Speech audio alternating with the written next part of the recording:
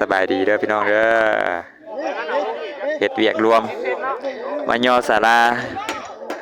อยู่วัดพี่น้องไงศาลาแบบเก่าๆแบบโบราณบ้านไม้พี่น้องเอ้ย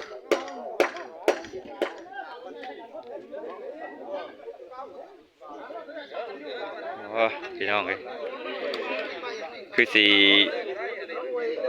เต็มที่อยู่ชาวบ้านเฮานี่ก็ได้เสาไม้แบบไม่กลมพี่น้องเอ้ยแกนเลยแบบโอ้ถึกผ้าถึกฝนนี่ถือว่าทนพี่น้องเอ้ย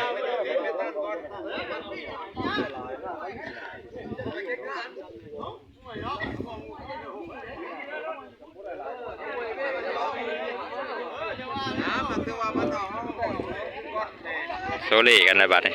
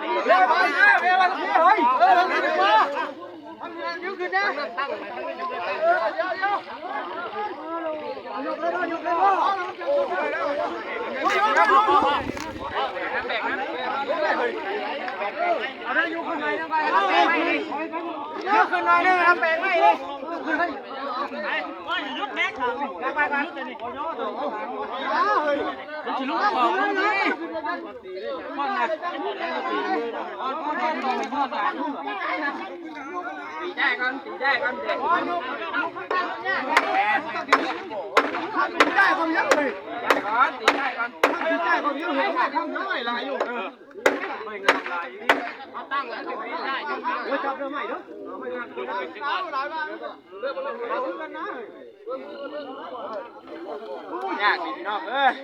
หลายคนพดคนหลายเกินแม่คนหลายเกิน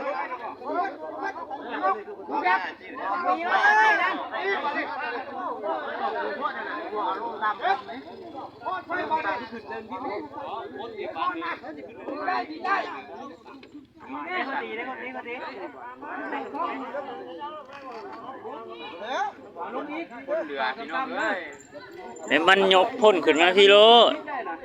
ยกพ่นขึ้นมาพี่ตีใจมันไงอันนี้มันก็เกกาครับนี่เราเล่น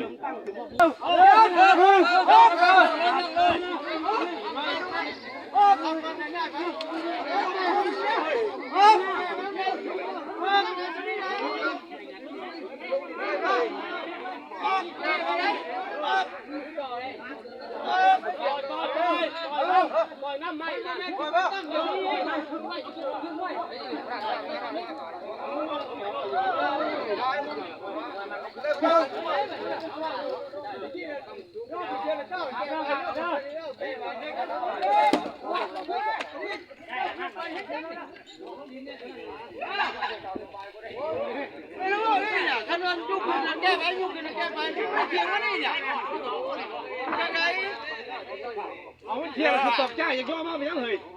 ทุกคนเที่ยวก็ไปยังตกใจอย่างย่อมากทุกคนเที่ยวคนตีใจอย่างย่อมากฉันก็แพ้ได้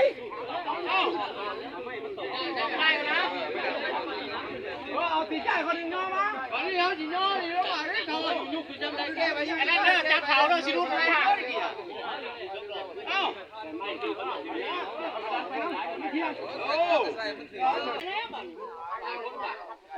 คนหลายเกินตัดสินบ่คือกันพี่น้องเลยหลายคนหลายแนวคิดไม่แกนไม่นักไม่แดงได้หามาที่อีกแล้วนี่หามาใส่ที่อีกลืมนะเอาลืมเลยจนวันนี้วันเขาเลยเอามาครับแต่ย่านอยู่เสียวดิมันนักเลยไม่ไง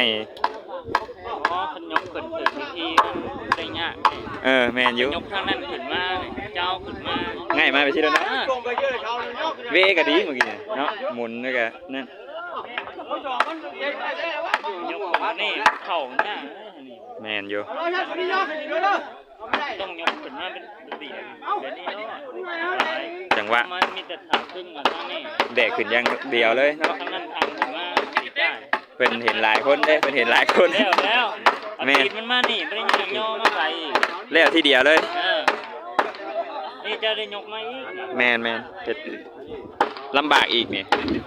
บอกคือว่ายกขึ้นถึงจังหวะแล้วเลยตั้งขึ้นแล้วคือตั้งเลยตีนมาเป๊ะเนาะแมนยกขึ้นมันก็ยกขึ้นเคียงรอดได้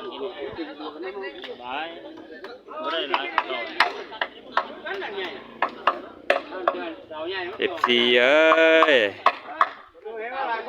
หลังคายังบ่ทันมียกไว้ก่อนพี่น้องเอ้ยยังอีกแผงนึงพี่น้องเอ้ยก็ขึ้นไป2V 2แผง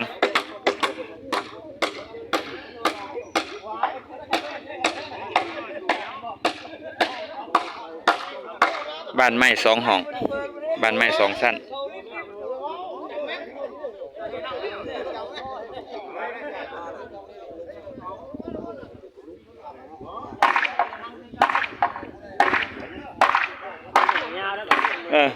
นักเลย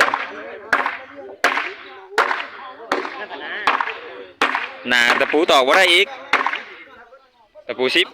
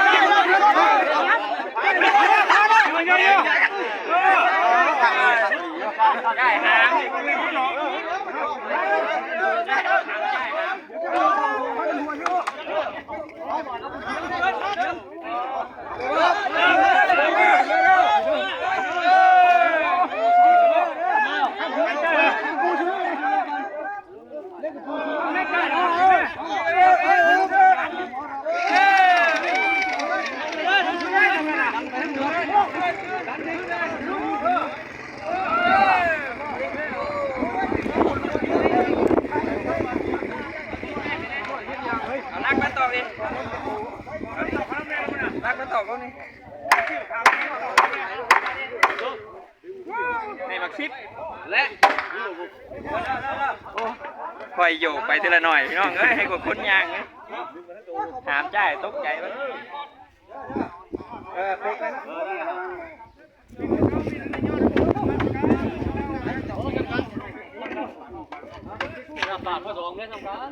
คักลายสุดเฉียว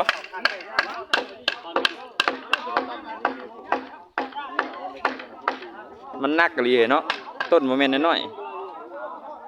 กันย่อถือจังหวะกับสิบนักดอกคือว่าเนี่ย อ้ยังแพงหนึงบัดนี่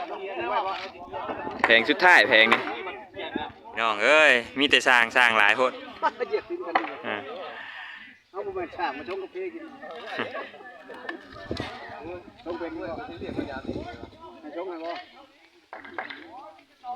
ชงหลังใหญ่เนาะบัดยอขึ้นแล้วสูงเนี่ย มันอยู่ห่างเป็นยังไงเนาะกว้างแล้ว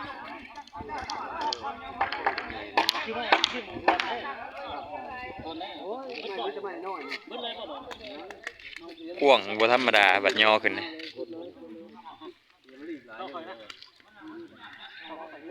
แต่พอดีงามอยู่เนาะเพราะว่าเป็นบ้าน2ชั้นคันว่ามันต่ำก็บ่งาม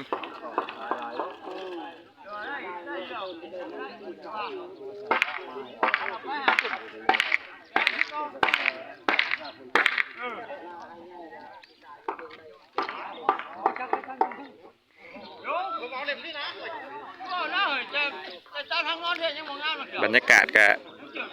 เย็นๆนะจักหน่อยพี่น้อยพอดีอุ่นแสงแดดยาม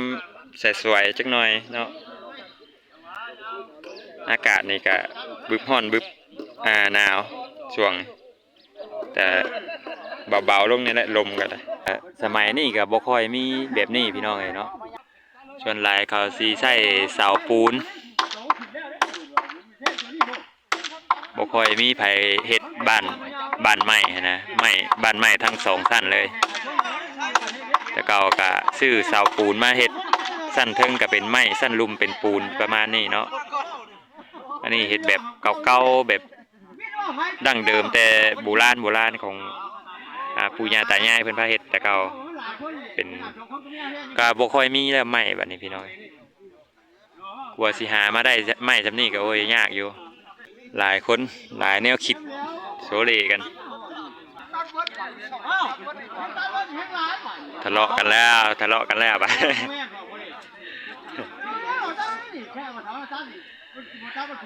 ติไปคนละแบบอีกเลย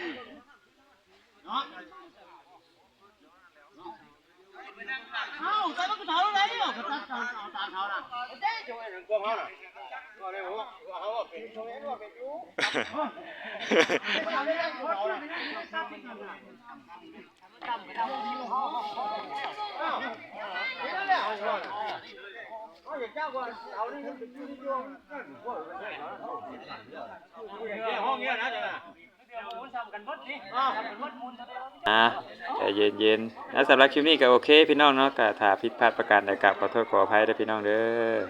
ไปแล้วบ๊ายบาย